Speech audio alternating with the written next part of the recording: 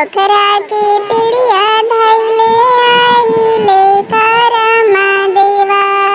पोखरा की पीड़िया धैले आइले करमा देवा।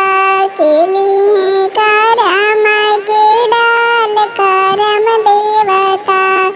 केली है करमा के डाल करम देवता। केकर बहिनी भूखला पियासल करम देवता।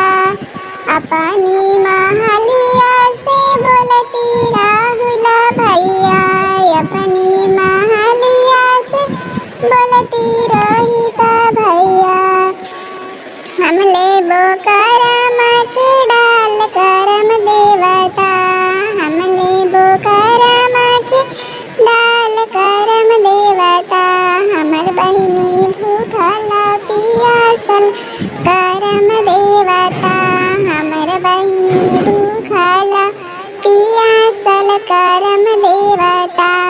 पोखरा की पीड़िया धैले आइले करम देवा।